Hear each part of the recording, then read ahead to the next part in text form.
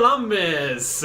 Live at WNCI 97 point Who Gives a Fuck is the always rocky but smooth as silk Gab Street. Joining you today as always are your tour guides, the lively, jiving, old Kanye thriving, Cory and Gage!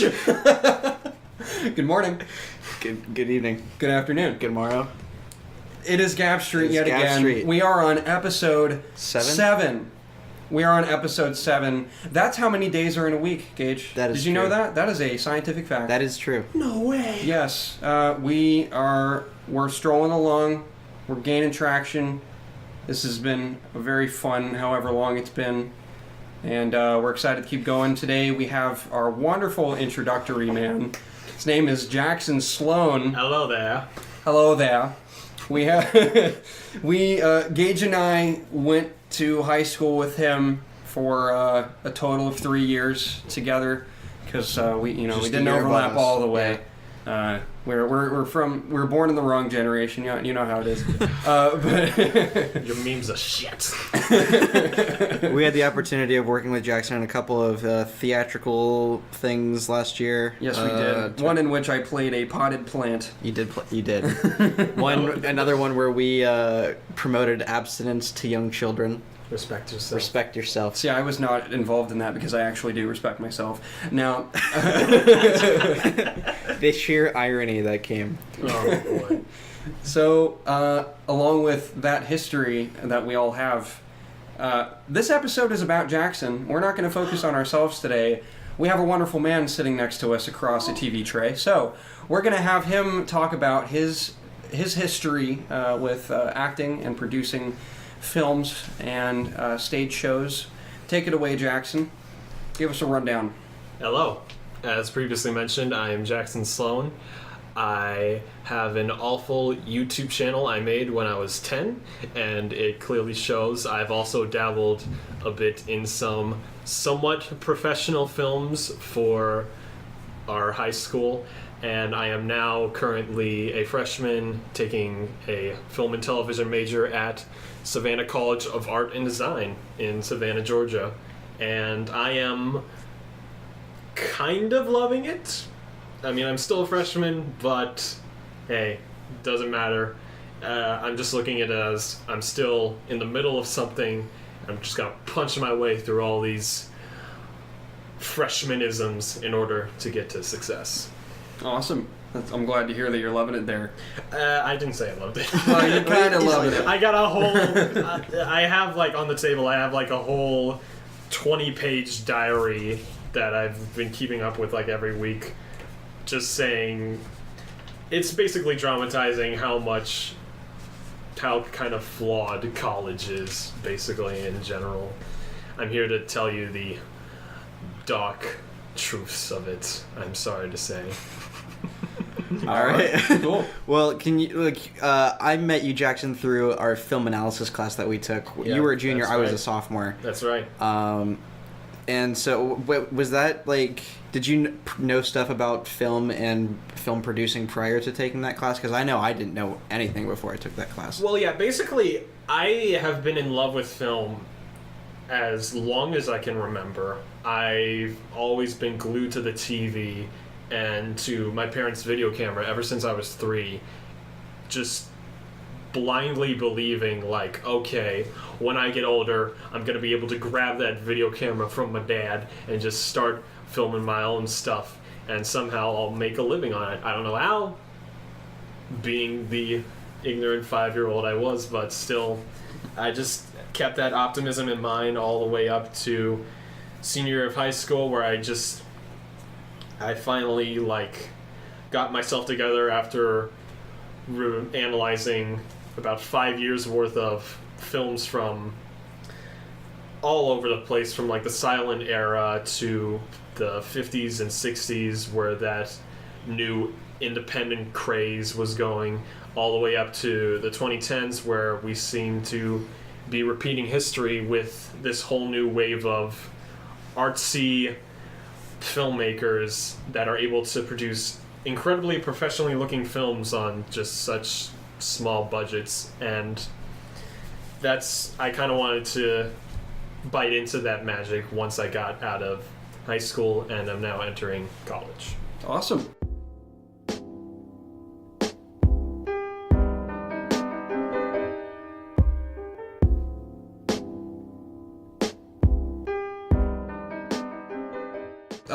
You brought up your senior year of high school. That's right. Briefly.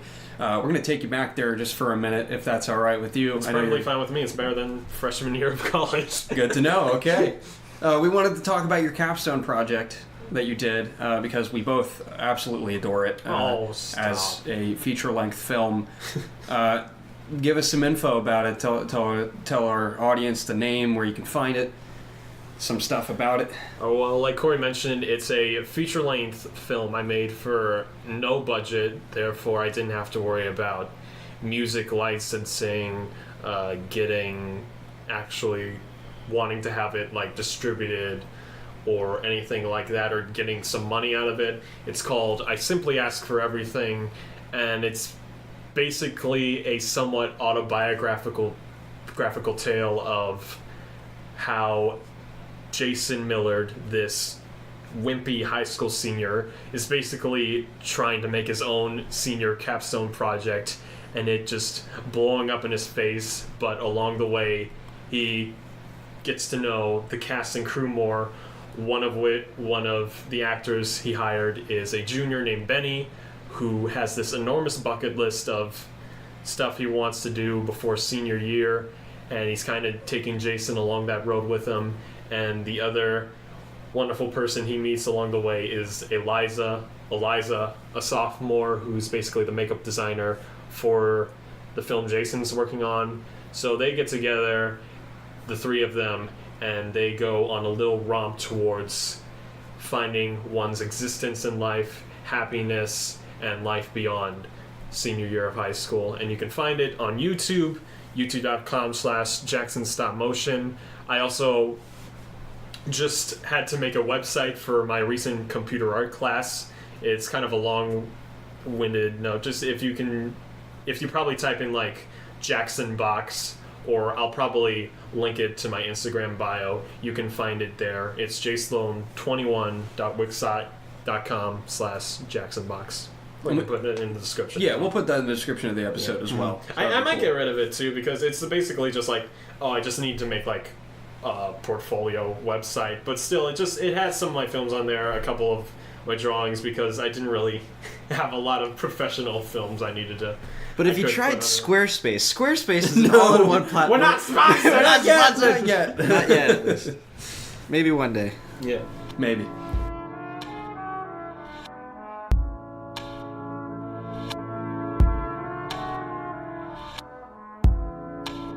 So,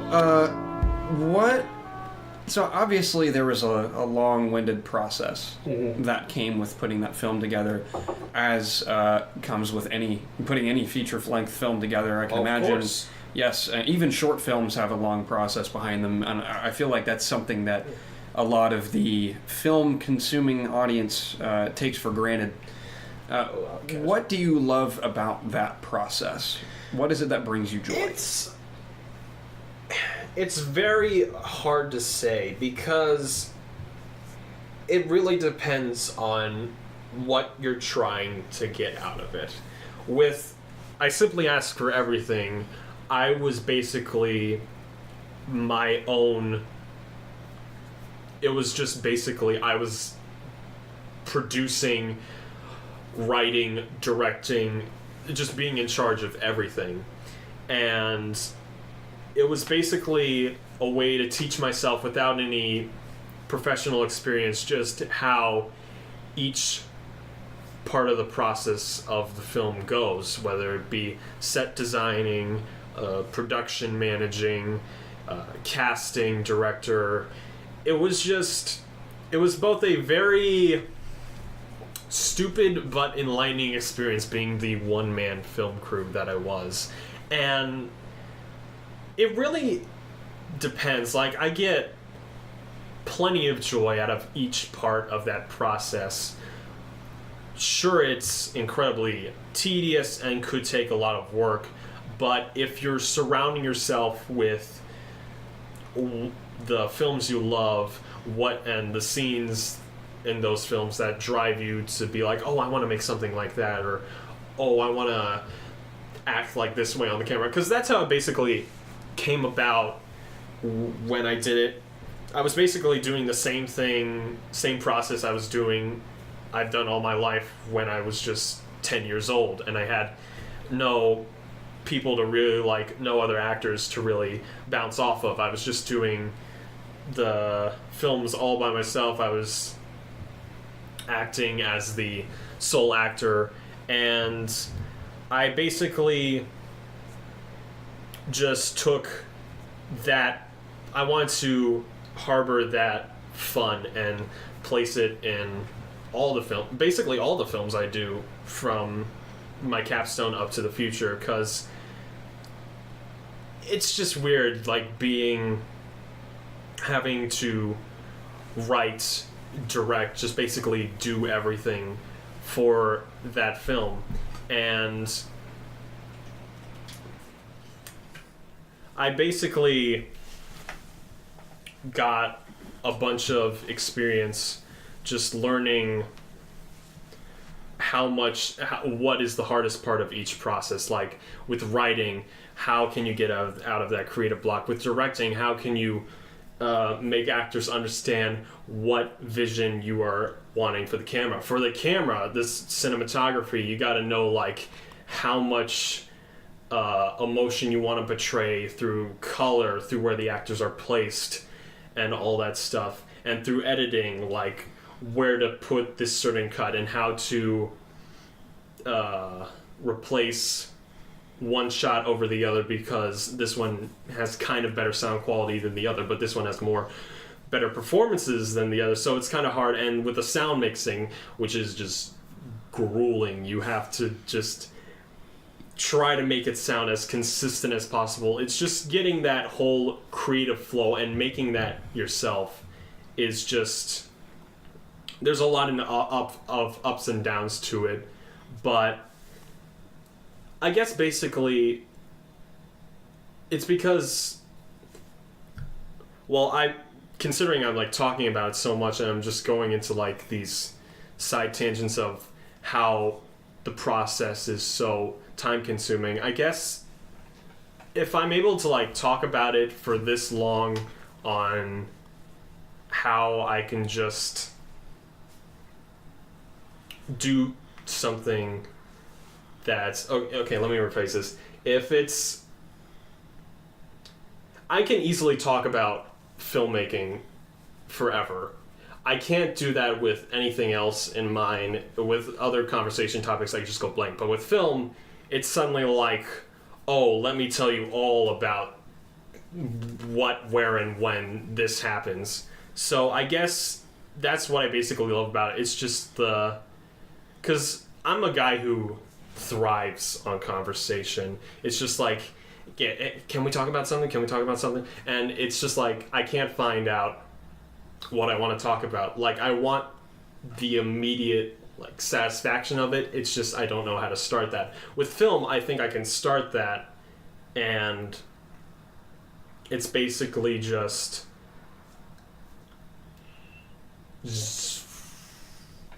it's basically propelling me to be more part of society and actually function well in terms of what people enjoy and what they want to talk about. So those certain people who love to talk about or are ambivalent to how a film actually works, I feel like if I can step in and actually create something that seems very cheap but still has a lot of heart to it, I think I can also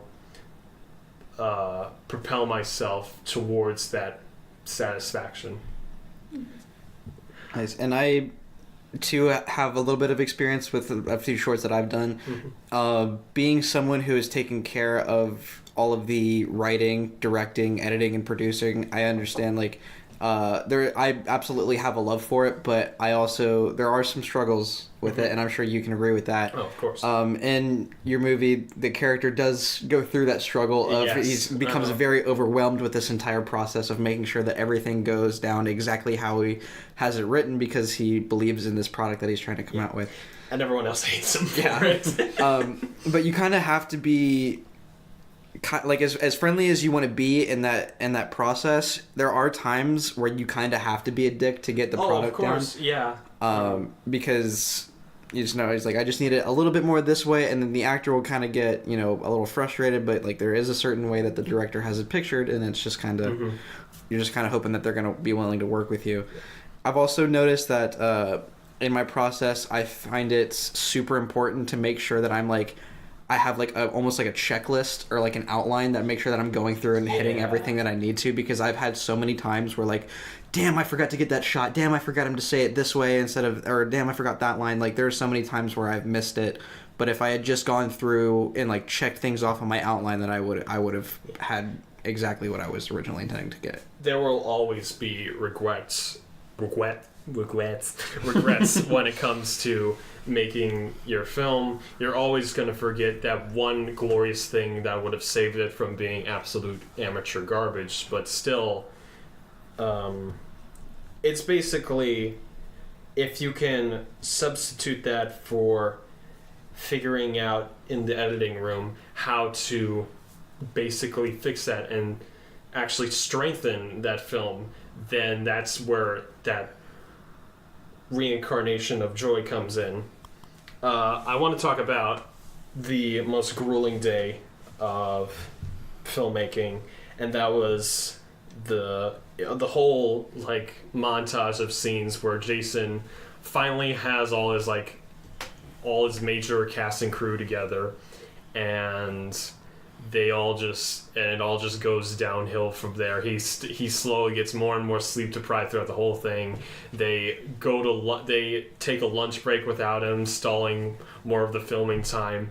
One guy, Benny keeps losing, forgetting, or he has a hangover in one part. No, other than that, he keeps saying the line wrong. You look cold. You cold. Yeah. That was one actually of my favorite parts. That was actually a real thing that happened on another short film that I worked on, Crossroads. It was the one. It's the one scene where the main actor, Chris Shane, he hands a blanket over to his quote unquote girlfriend, and he's supposed to say the line, "You cold?" But because it was like 10:30 at night in this cabin where everyone just wants to go to sleep, it was, and the director just kept doing 20 takes, because every time Chris was so sleep deprived, he just drank like 3 cups of coffee. He always kept saying, "You cold?" It was the funniest like you are. It was the stupidest shit ever, because he did like 20 takes of this and he could not get it right. He was just like, "Okay, I'll fix it in the next take." You cold?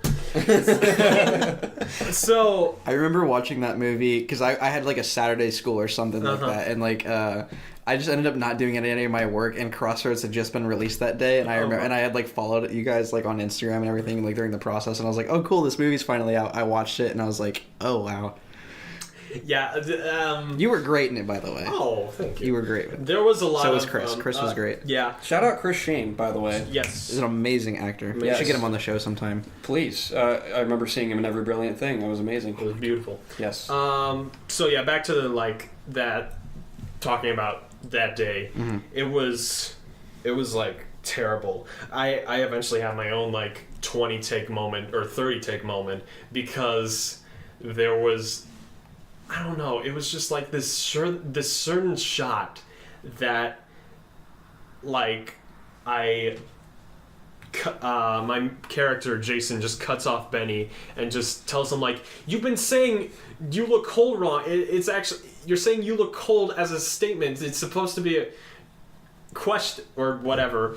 I don't even remember my own freaking movie. I think he was saying it as a question, but he was supposed to be saying it as a statement. Yeah, as a statement. It's like, Well, that's how much I like this movie. But, so, yeah, but that ended up, I don't know why, it just ended up being like 30-something takes. Either I couldn't get my lines right, or Ben couldn't get his lines right.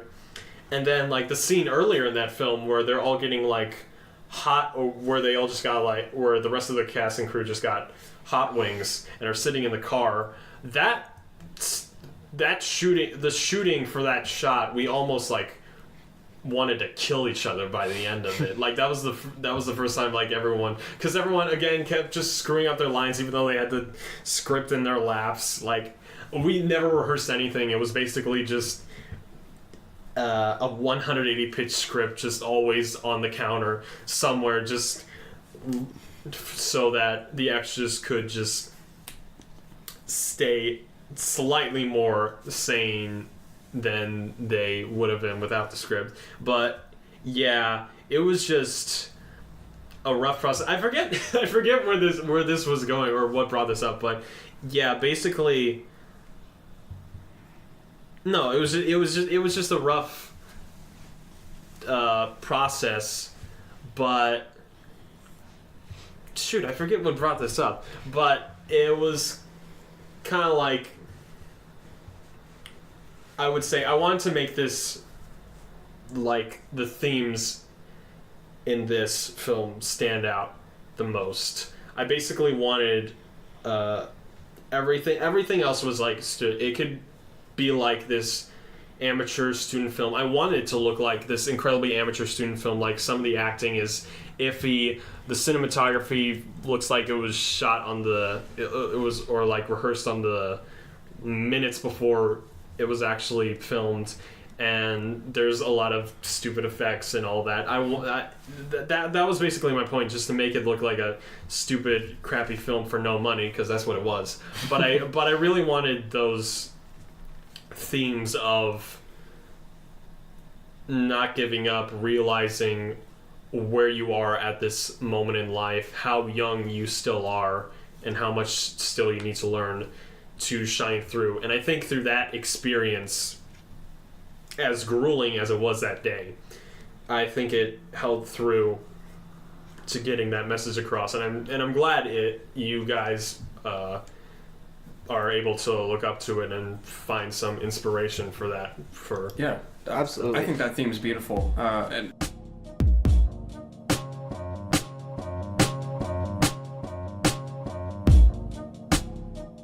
I have a quick question as somebody who's not quite as in the realm as you guys are of the creation of film and the discussion of film.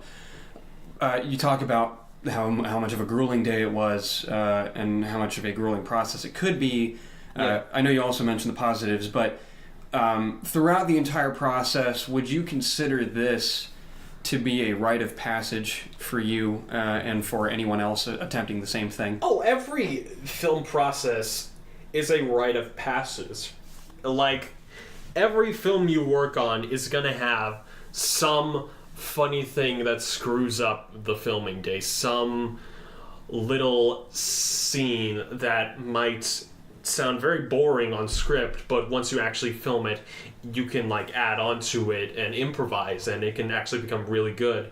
Every filming session will always have some friend that you'll know better along the way and will support you through that.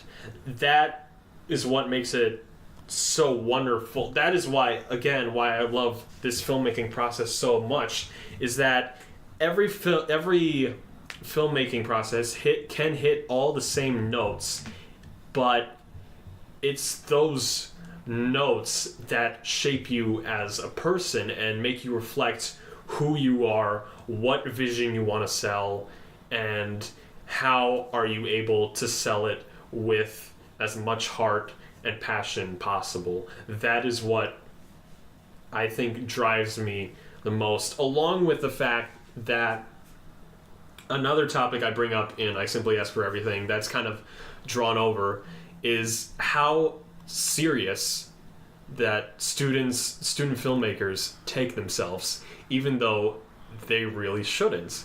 Because every single student film, almost every one I find, is either a stupid meme or just some of the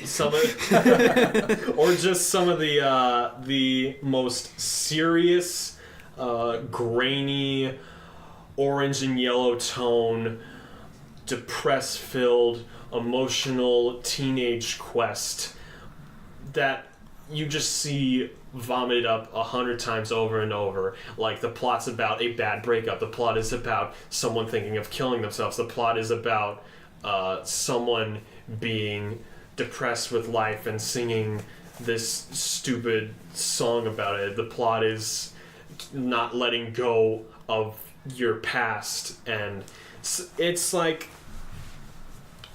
it drives me nuts because they're given this. It also happens well in SCAD. They're given this wonderful low budget equipment that looks really good, and they can pull some of the most amazing stuff out of it. They just handle it with the most, I want to be artist, I want to be the next French auteur in this industry. I want to make my big break, even though that is literally not going to happen. You still have so much to learn, even before you hit like 25 or 26. So why not just have fun? Why don't you just enjoy the process? Make something light. Make something like stupid. Make some of the most stupidest stuff you could ever think of and try to make it into a movie. And I guarantee you'll have plenty less stress-induced nightmares with that than you would with the average serious neo-noir film of yours. So that's another thing I want to push, really. Just not taking yourself too seriously. I didn't take myself too seriously with I Simply Ask for Everything, and it looks kind of shit, but I still gained a lot out of that wonderful experience. So yeah, but that's the same with, again, every other experience. It's what I love about it. There was in your movie, I noticed that there's a scene where you and forget the name of her, Eliza, who's played by Kate Glaser. Wonderful actress. Yeah, absolutely. Shout out Kate Glaser. Yes. Truly, Broadway material, seriously.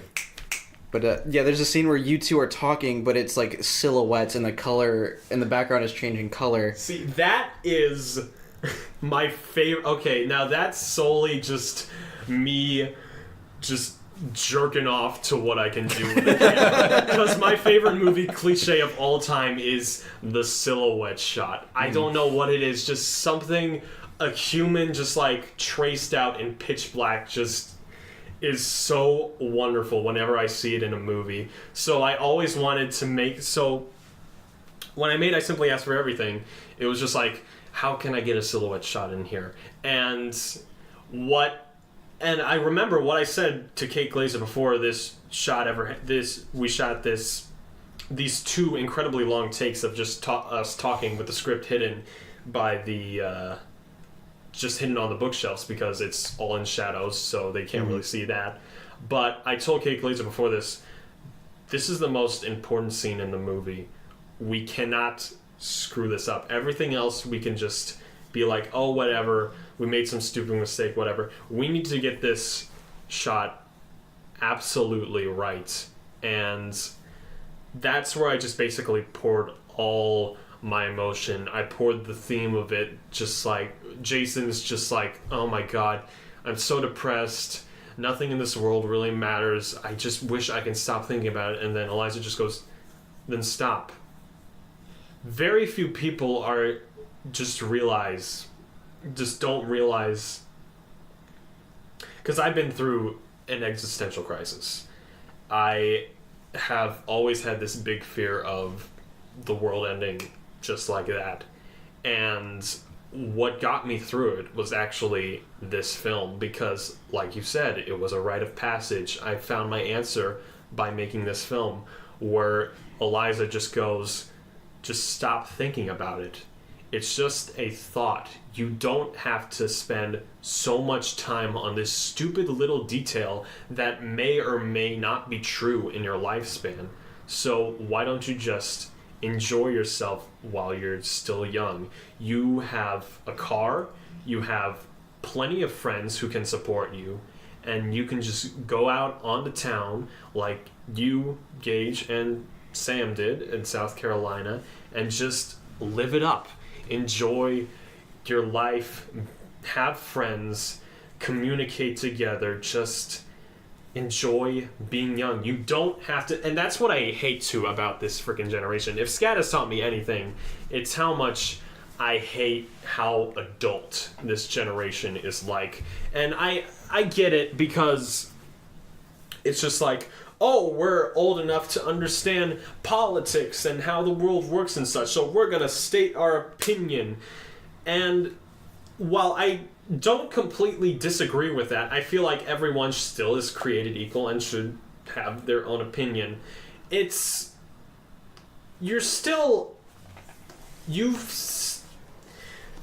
I'm 18, I still don't consider myself, even though I graduated from high school, I still have a car, and I can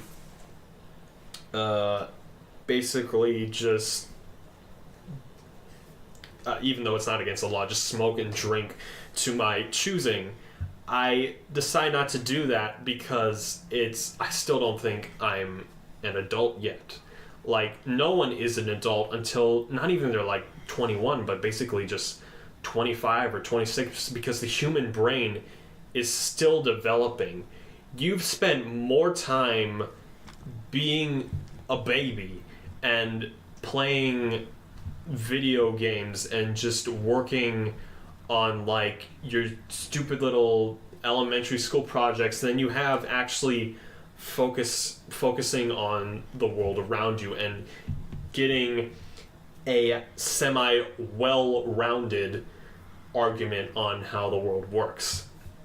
And I'm not saying there are a lot of smart individuals our age. There definitely are, and they deserve to be told. It's just to be have their voice, but it's still, you still have a lot to learn about how the world works, and you just seem to be like in a hurry to just grow up into this very depressing, non-believing person who just dominates the world and lives a semi-successful life.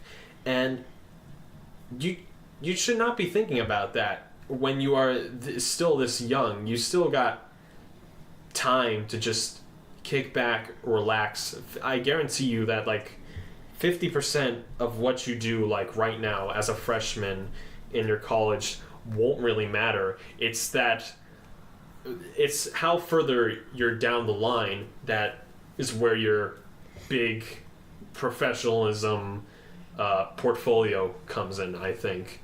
So you still got plenty of time to learn where you are, and you can definitely, I'm not saying you must be silenced or anything like that.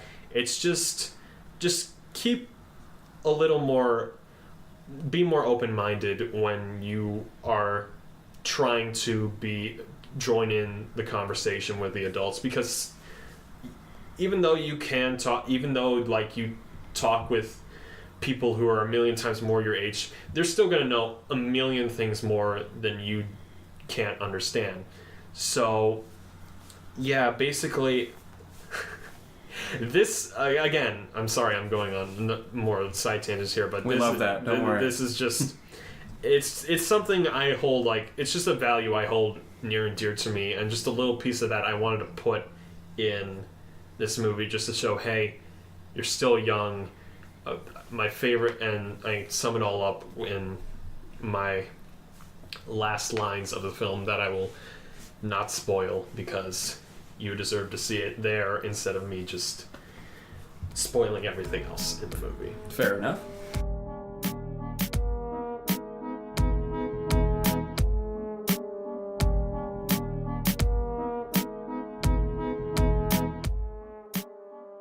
So as you were saying further down the line, and being 25 and 26 and being older and being a million times your age In 25 years. Yes, 25 billion years from now.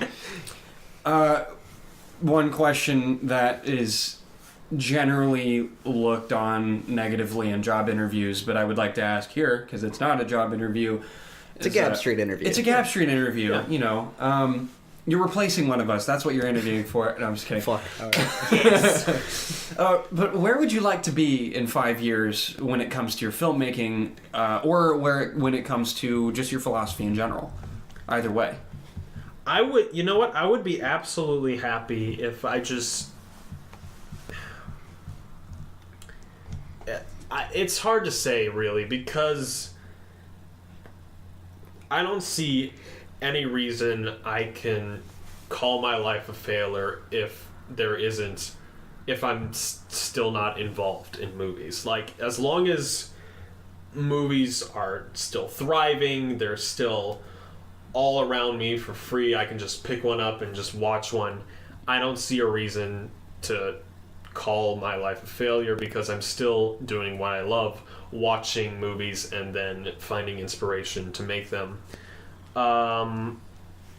It would be really nice for me to make another movie along the lines of I Simply Ask for Everything, although I'm just like I read a lot of books about movies, and one I'm reading right now is Rebel Without a Crew by legendary director Robert Rodriguez, who, when he was 23 years old, just got out of college.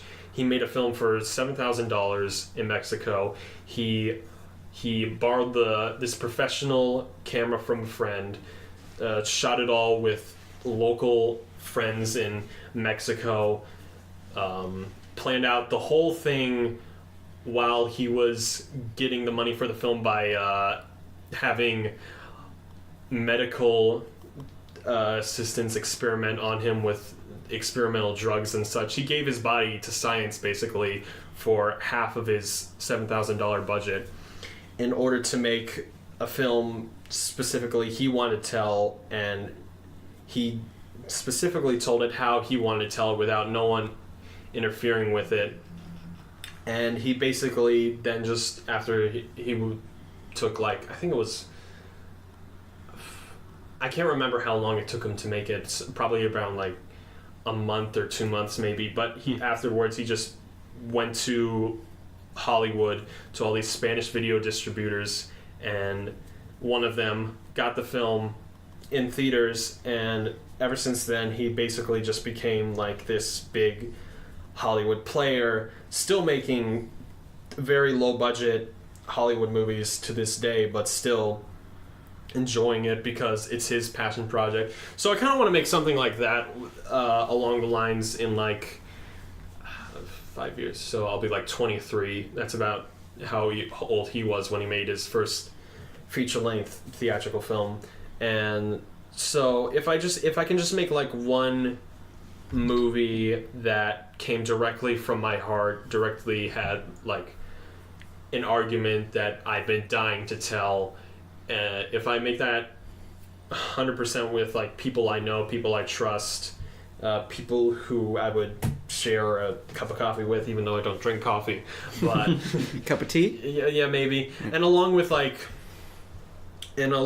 working professionally too, just having an internship in all these productions, because Savannah and Atlanta are very thriving film businesses. No one really knows that. It's basically the underground Hollywood. Atlanta is basically, because so many films get produced there. So you're bound to get caught up in, if not professional film. Like, they just shot the new live-action Disney Lady and the Tramp down in Savannah when I got there. So, yeah, and they always use the streets. I think when I visited there for the summer, for like a summer school, they were shooting something with Morgan Freeman and I forget who else, but yeah, it's so SCAD is used to like supporting to these there's just professional stuff happening here and there, and they will definitely like give you the urge to go and do that along with your busy, tedious art history textbook homework and all your drawing exercises, even though why would you need to draw if you're pursuing a film major? That's another tangent. Storyboarding. Yeah. There's one application. There was a storyboarding class too, but it's separate. It's a separate story. They have a separate class for But I gotta storyboarding? take like 4 design classes. I gotta take painting. I gotta take. I took my last design class. I had to make like this 3D slideshow in Photoshop, and it's an art school. That's literally all I can say about it. Like, you don't get English, math. Well, actually, you do, but it's tossed. It's like pushed away for more of like art school, even though I don't have any talent in there. So.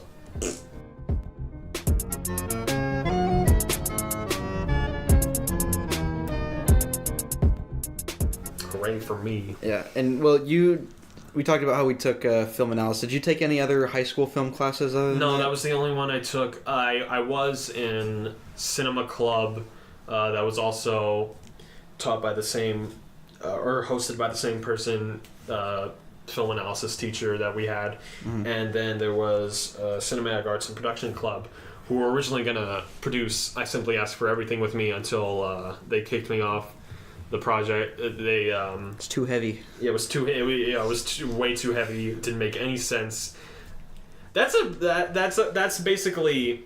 I think I remember one of the members, because I this was junior year, I think, is when you were working on it for me, and I was talking to one of the girls that was in Cap Club, because like we were in the same media arts class, and I asked like what's the deal with Cap Club? You guys still plan on making a movie? And like she had mentioned how you were working on this script and it was like really heavy and they weren't quite sure if they were going to be able to pull it off. And that was, if I can just go on another conversation. Go for it. I kind of basically want to talk about how long this film, I Simply Ask for Everything, took me to develop.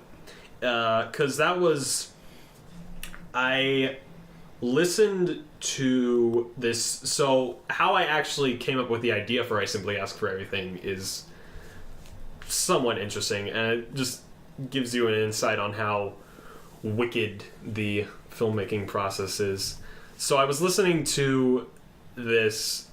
So it was late at night. I was listening to the telly, and this commercial for iPhone 6 pops up. This is like June 2016, and it's this one of my favorite songs of all time, Gossipo Perpetuo by Jean-Jacques Perry, played, and it was just like, holy crap, this song is amazing.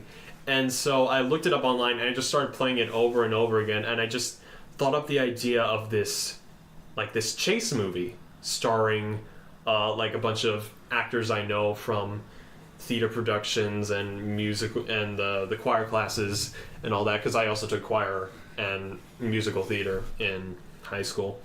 And so I fiddled with that, and I was like, okay, this is going to be my capstone project, this epic teen comedy.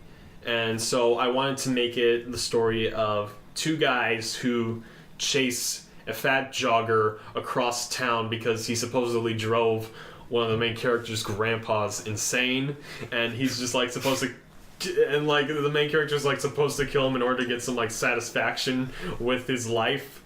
And so I was just like, so 1 year after sitting on that, I was just like, okay, that's never gonna work. Cut to 2017, I decided to make that fat jogger storyline a subplot to this story now, where I wanted to make this entire movie like seem like a fever dream. I was gonna title the film Fever Dream, and it was just gonna be this nonsensical, because that's another thing I wish more student films do, is just focus more on fantasy, focus more on the abstract part of cinema, not just like I did a long take of a girl playing cello, and I zoomed out to this empty room, and that's my whole film for like 10 minutes. And I'm just like, okay. No, I'm talking more about like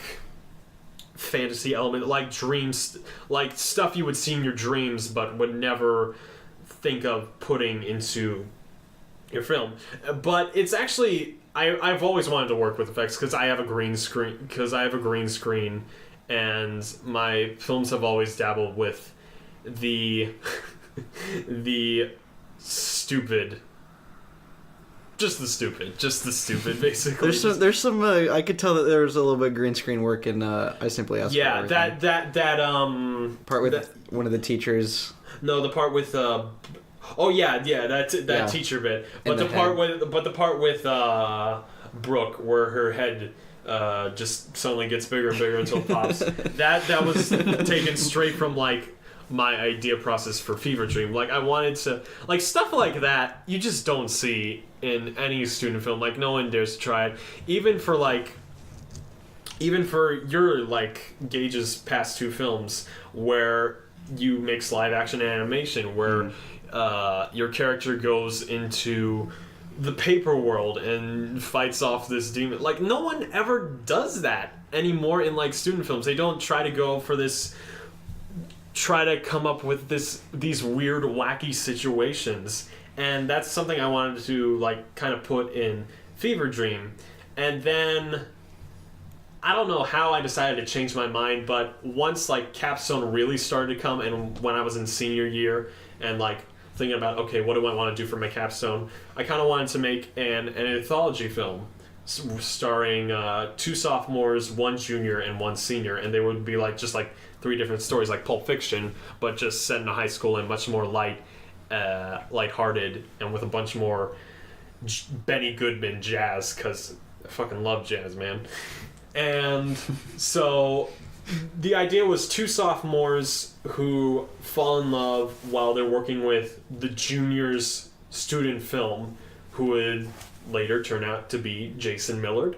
And then the senior would be Benny, who had this big bucket list of stuff he wanted to do before he got out of high school.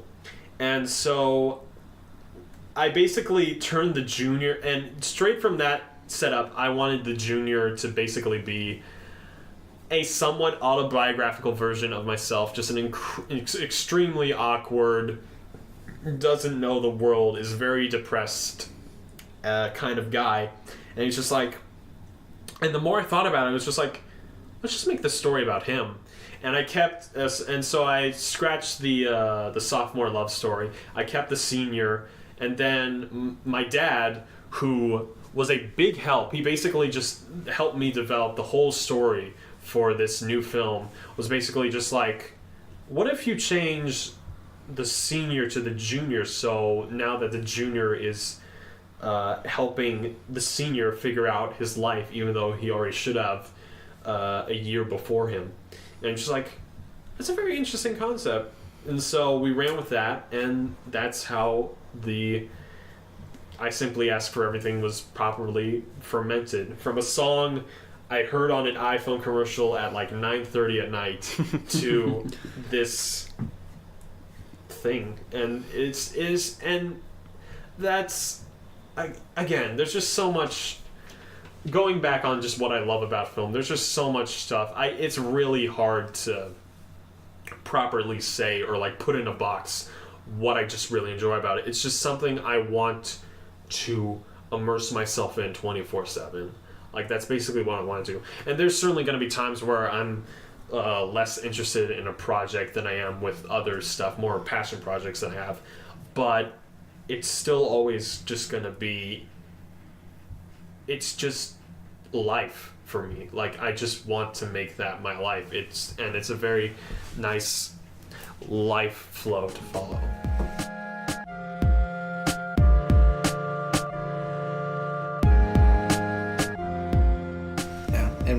You've talked about SCAD throughout the episode and what classes you've been taking a little bit So how can you compare what you've been learning at SCAD so far in terms of like filmmaking techniques compared to what you've already learned through taking high school classes and teaching your stuff either through internet tutorials or watching movies? How can you compare what you learned before college to what you're currently learning now in college? Well, I'm going to lay you in on a little secret. I have never watched an internet tutorial for filmmaking ever. Thank you. I've used You're a better man than me. I've used my common sense. But it's just like I just never bothered looking it up because, well, I don't know why. Because I was watching like, I think I just watched like so many films up to that point from like so many decades past and to the present. It's just like I felt like I could learn just from that. Even though I really couldn't, and I still had a lot to learn in terms of cinematography, editing, and all that stuff. But, yeah, I don't know why. I just felt like self-taught was a nice way to start out before going to SCAD, even though the first class I took, the first year experience class that they have every freshman or, like, new coming student take, by week 5 for that class, they were just like, all right, turn in your resumes. And I was just like, excuse me? I don't even have a resume. It's just like, Mom, quick, get the flash drive. Okay, you see this resume? Yeah, I don't care if it's not formatted. Just put it in.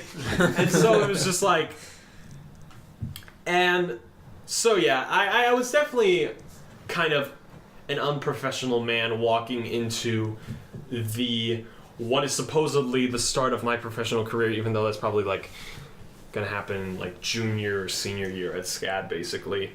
But yeah, basically going from that, SCAD definitely is much more professional because again, SCAD is in a very film-based state. Georgia and Atlanta and Savannah have so much going on in film that they are supporting it heavily through their schools and online and such. Like they want as many people to come there as possible because it attracts money and it gives them recognition. For every award a film gets that was filmed in Savannah, SCAD gets that sort of credit, just like.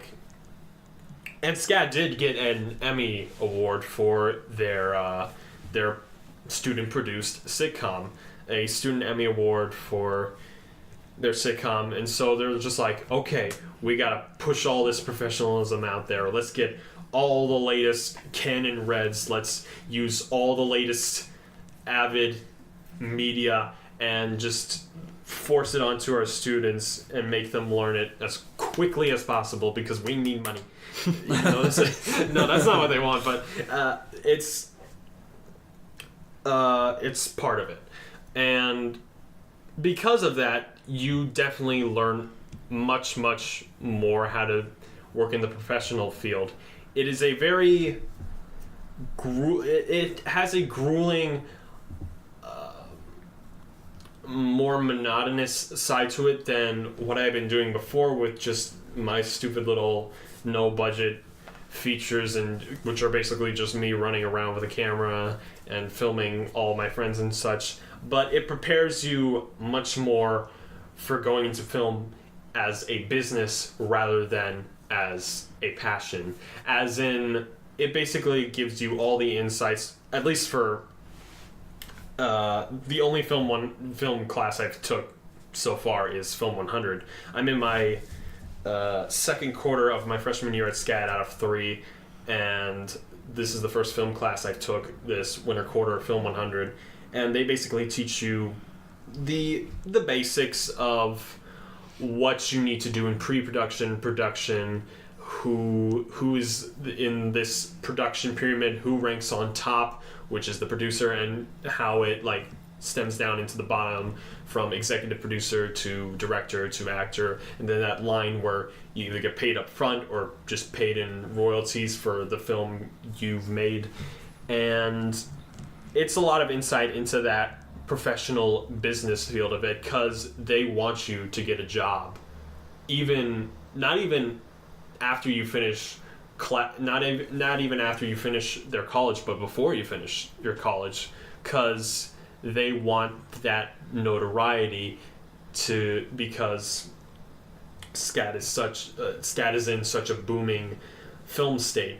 So there's definitely much more of that drive, along with all the other classes I'm supposed to take for film major, which also include a film analysis class, and then there's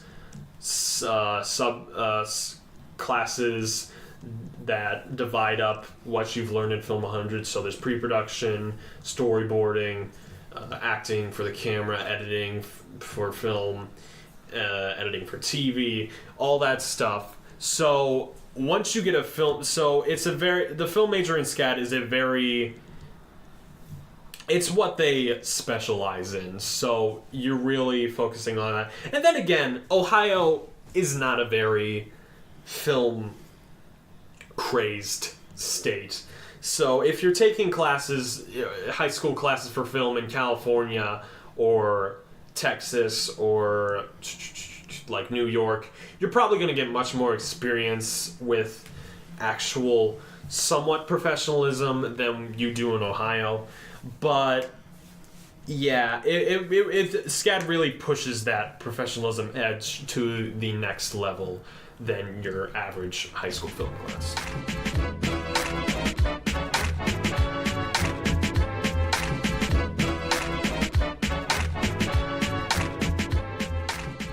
Awesome. And discussing professionalism in general and good products. We have one last open-ended question for you, which I personally feel like you will have a lot of insight on. What makes a good film? And you can interpret that any way you would like. It's pretty broad, but... Yeah. All right. So... Sit back in your seats, pull up some popcorn. So I'll just go into what I think a good film is, and then what that question might mean to others, or how others might interpret it. So, what I'm looking for in a film is, above all else, emotion. My favorite director of all time is Ralph Bakshi. He made, I think, from the 70s to the 80s, he made 8 animated films that were all to his vision. And he has a quote that is... if a director has no money, he's got to find a way to find the style or shooting technique to make the lack of money disappear. At least be emotionally right, which is everything. Without emotion, you don't have a scene. And I 100% agree with that. It is always gonna be, whenever you're watching a film, it's always emotion first. Whatever makes you laugh, makes you cry, that is how you're going to judge a movie. And I think films that emit a certain, I want to say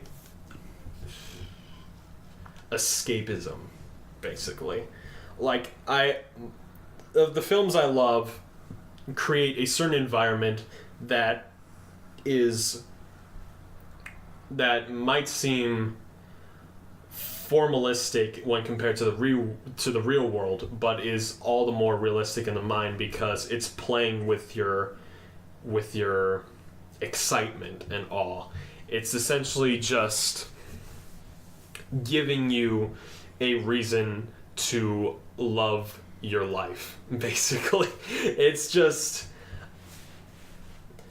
the films I love range from all over, because I love to watch any type of film, whether it's from the 20s or from modern day, whether it's silent or it's it's animated, or it's from another country, or it's anime, or it's another foreign language. And so I like to submit myself to all sorts of films, which is why my watch list right now on IMDb is in the 2000s because I have so much. I bought the book 1001 Movies to See Before You Die, and I take that to heart. And I'm just like, well, we better go through all of these. How far are you on that movie list? Oh, on 2000 game. But yeah, so because I subject myself to a wide variety, just any type of movie, I would just want to sit my ass down and watch through the whole thing just to see if I like it. And if I do, it usually comes from a certain... you can tell when a director is passionate about the work he's created, or if it's just producer-based fluff, how much they would want to entertain you, whether through their visuals and such. And which is why a lot of people, which is why most of the movie audience right now is obsessed with all these Marvel movies, all these superhero movies, because they have action, they have excitement. Some of them are standing up for women's rights or African American rights. So they're just like, and they're packing up all these visuals that they've grown up with and read about since childhood and have wanted to see on the screen for years. And now Marvel is just doing it. I can't really say to their extent because I haven't even like read a Marvel comic or watched most of the films, but I will say it's very satisfying to them. Like, that's their emotional fill for the movies. And while that's nice, mine is kind of more a very diverse type of...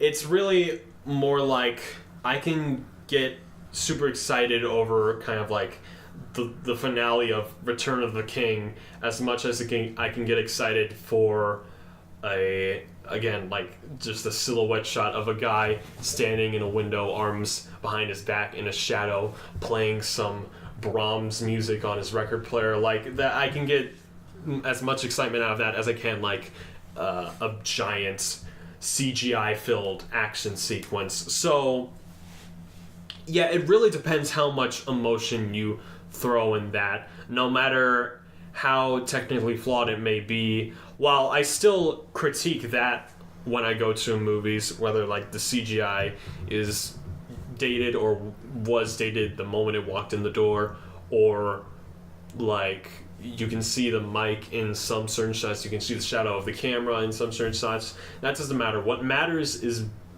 well, it kind of does matter too, again, like because I'm a nitpicker, everyone's a nitpicker when it comes to movies, but it's just that emotion that enthralls you.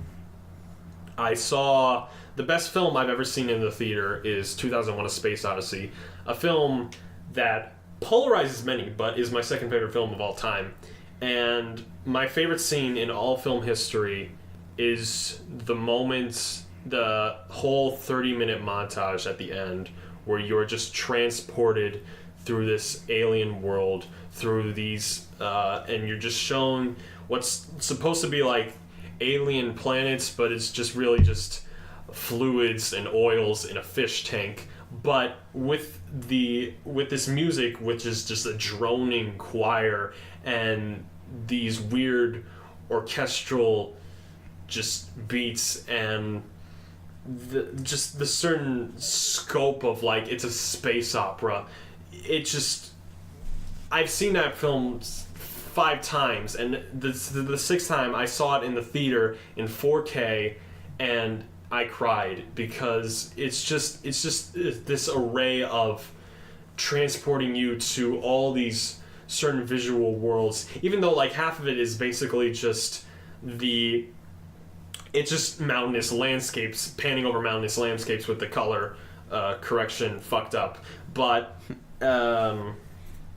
there's just something to that with adding that music, adding that the certain camera angles, adding the certain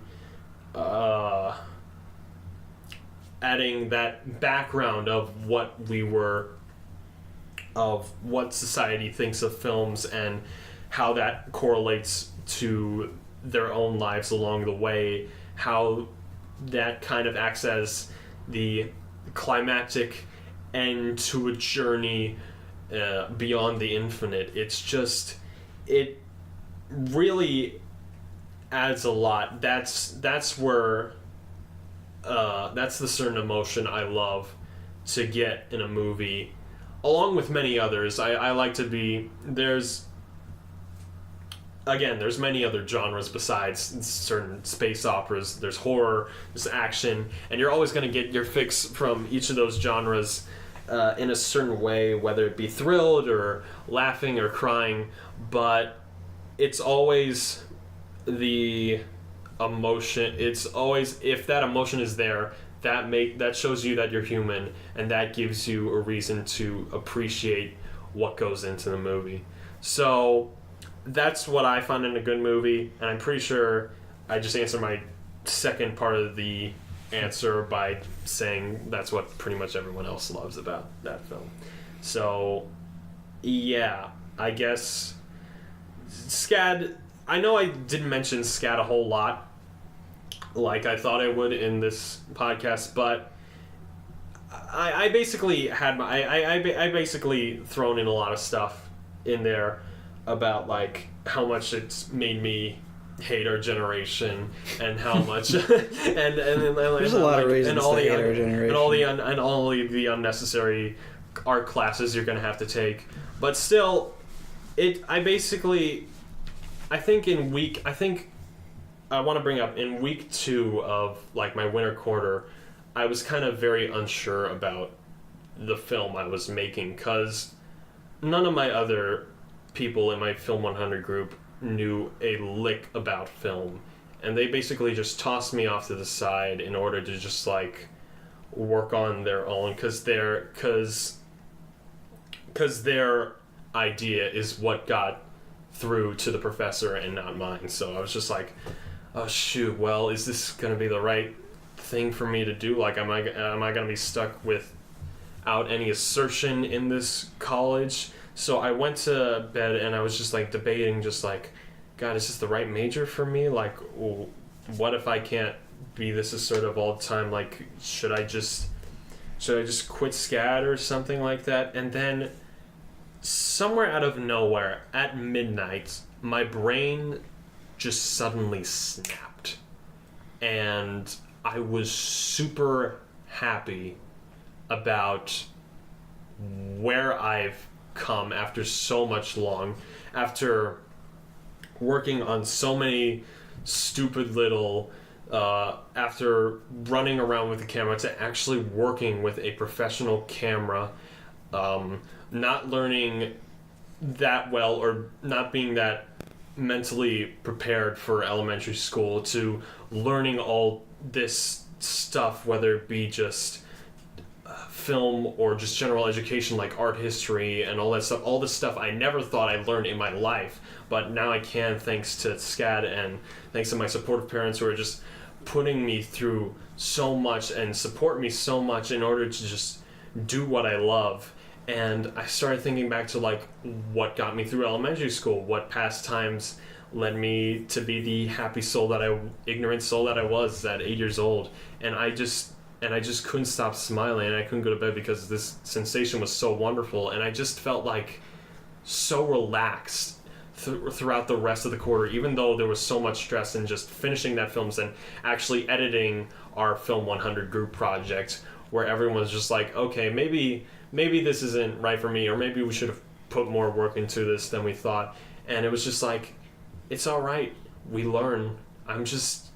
We are all of us at this age are just in the middle of something, and we're just, like I said, we're just punching our way through all these freshmanisms in order to get to success. I like that word. Yeah, that's a good word. It's mine. It's your word now.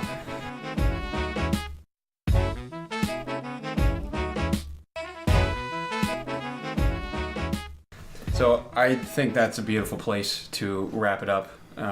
Thank you so much for having me. Thank Of you course. for being Sorry, on. I basically just rambled for so much. That is but it's exactly just- what we like on this podcast. Yeah. Do not worry about that at all. We appreciate your insight. I think we got a lot out of this, even past, content. But both of us have learned a lot. Mm-hmm. And Absolutely. we really appreciate you actually going into depth and answering our questions. I have one last question for you. Oh boy. This is not a discussion question. Okay. This is just something I like to ask our guests. Is there anything you would like to highlight about what you are doing right now, or are there any shout outs you would like to make to anyone else, or any other projects that you would like to be known through the Gab Street audience? You almost said outage. I almost said outage couch, yes. Yeah. This okay. So I completely forgot to mention this in the very beginning. I'm working on, as of now for the summer, I am helping a local Columbus filmmaker, an adult by the name of Audrey Todd, who is making a documentary for about mentally disabled people and how they try to make it in their first parts to success. And not only am I gonna be helping shoot the film, but I'm also featured in that film as well, because Gab Street exclusive, I have Asperger's syndrome, so having the guts to just love film so passionately that I just want to emit it out there as much as possible and then go to SCAD is, I guess, truly something wonderful for a documentary, I guess. So yeah, so I'm going to be featured in that, and I'm also going to be helping film that in the summer as well. If you want, you can check out Dr. Audrey Todd online.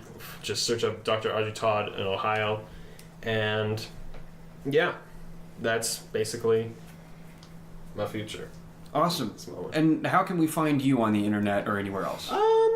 Again, through my website, which will be linked in the description, hopefully. In your YouTube channel, it's channel-Jackson, isn't it? Yes, channel-Jackson or youtube.com/Jackson Stop Motion.